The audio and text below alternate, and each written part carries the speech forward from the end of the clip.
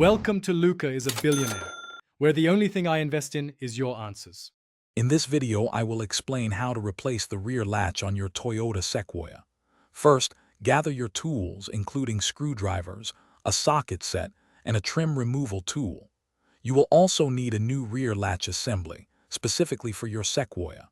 Before starting, make sure your vehicle is parked on a level surface with the engine off and the parking brake engaged for safety. This preparation ensures a smooth repair process.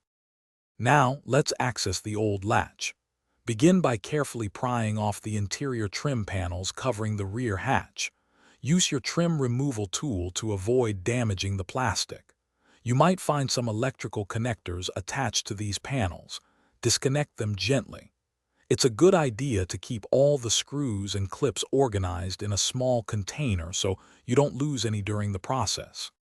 With the trim removed, you can now see the latch assembly.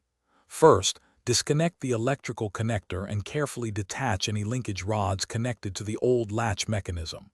Next, use your socket wrench to unbolt the old latch from the hatch frame. Once it's free, you can remove it. Now, position the new latch, bolt it into place, and reattach the linkage rods and the electrical connector securely. Finally, it's time for reassembly and testing.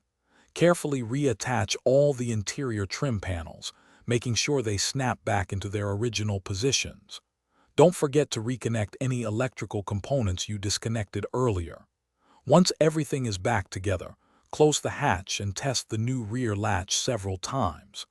Ensure it latches and unlatches smoothly and securely, giving you peace of mind.